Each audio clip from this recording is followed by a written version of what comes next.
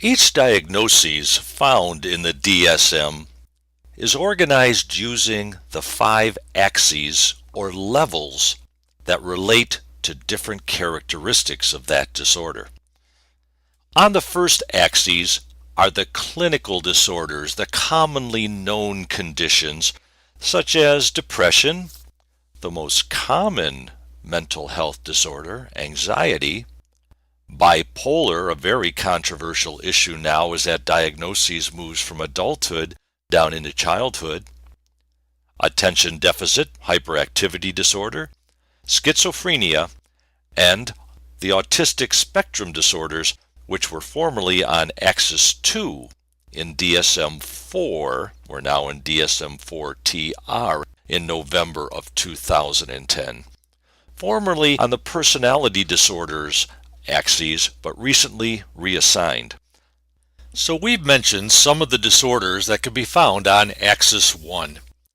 To summarize, Axis 1, the clinical disorders, are what we typically think of as the diagnoses that a youngster has.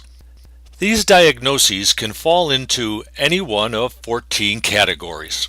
Here we go. Number 1, sleep disorders, insomnia, or, on the other end of the spectrum, hypersomnia. Number 2, somatoform disorders, where the symptoms suggest a medical condition, however, none can be found by physicians. Number 3, substance-related disorders. These are drug and alcohol addictions. 4, adjustment disorders, temporary maladaptive reactions to an identifiable stressful life event in someone with no apparent underlying mental health disorders. Number 5, factitious disorders, when one is faking, pretending to have physical or psychological symptoms, but the motivation here is not to deceive for insurance purposes or monetary benefit, but rather to assume the sick role and the benefits that accrue to that person. Number 6, impulse control disorders, trichotillomania, the picking of the hair, intermittent explosive disorder, pathological gambling, kleptomania, pyromania, and some other not specified disorders within that category. Number 7, anxiety disorders. The reaction is out of proportion to the threat. This again is the most common disorder among people. Believe that 1 out of 8 individuals on this granite planet have anxiety disorder. Childhood disorders are the ones most commonly diagnosed in childhood: conduct disorder, learning disability, and post-traumatic stress disorder in preschool kids. Number 9 would be cognitive disorders that affect the ability to think, to process information, and to store that information, memory.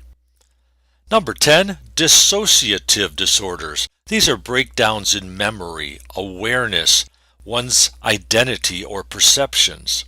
Multiple personality disorder is perhaps the one that is best known. That name has since been changed to dissociative identity disorder.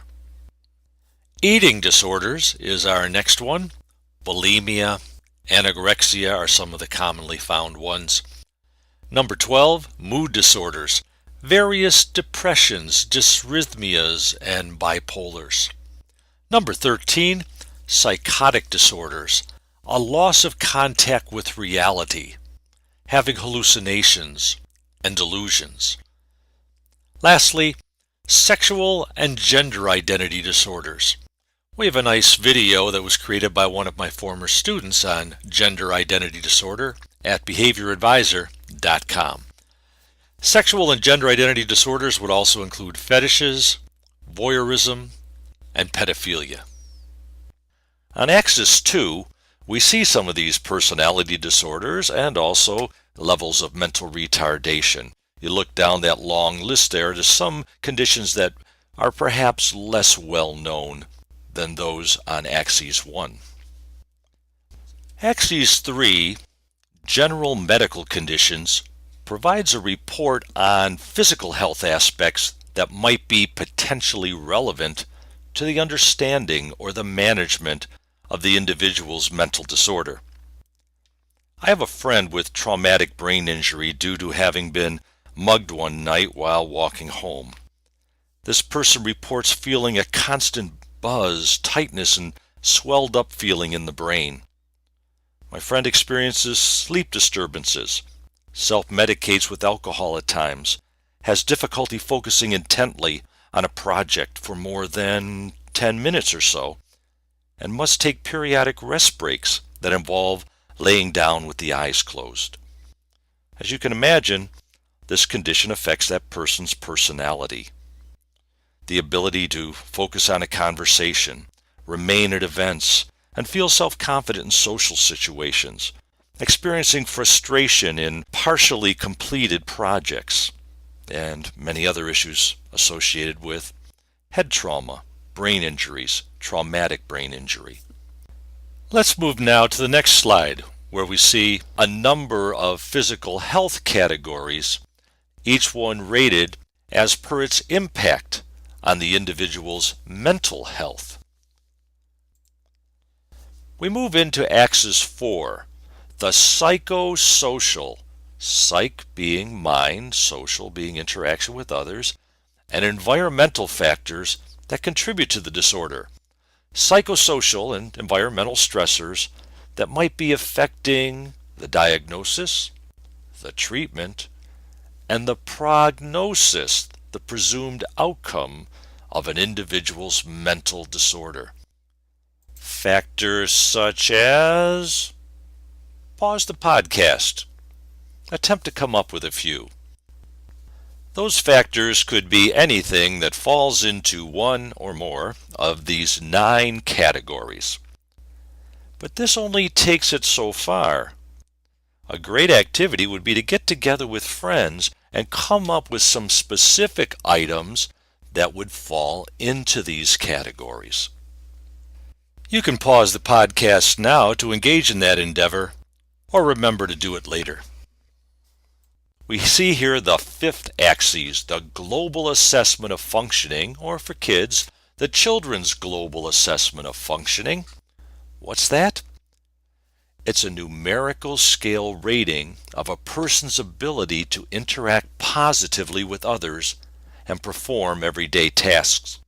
You can see this scoring system by doing an internet search for Children's Global Assessment of Functioning. Wikipedia has a nice overview of this scale. I would like you to track down this scoring system.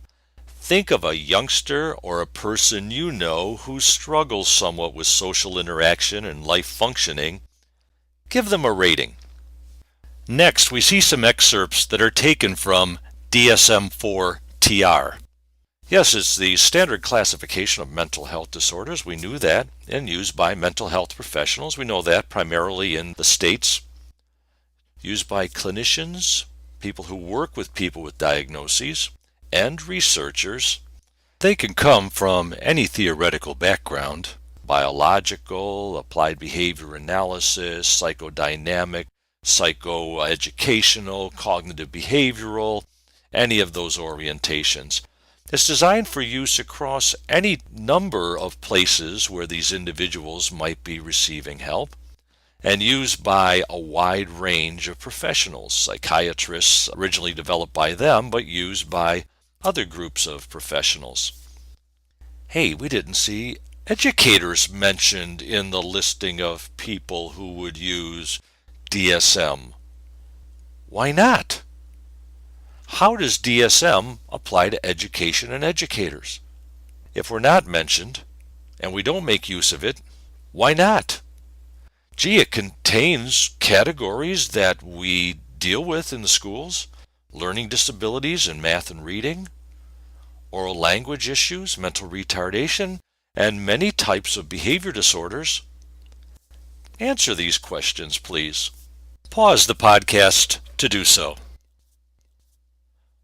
We are not mentioned because we're not qualified to diagnose students. However, we are asked to fill out the paperwork that will be used in the diagnoses. Sadly, educators, yet again, are not given credit where credit is due in regard to the knowledge that they possess. Consider the fact that we spend 6 consecutive hours with the child, sometimes more, and that we have the capabilities to observe and evaluate behavior with accuracy and consistency. However, it's the medical field, those professionals who spend the least amount of time with our kids, who have the authority to diagnose children with labels that will follow them for the rest of their lives. Ironic, isn't it? But it is what it is, and DSM applies to us because we service students who are diagnosed using the manual, and therefore we should be familiar with it as a tool, as well as the specific diagnoses and the methods by which children and adults are diagnosed. Furthermore, if we are to be advocates for our students and educate parents and communities about how to support our student population, we should be familiar with certain jargon so as to better communicate with professionals in the field effectively.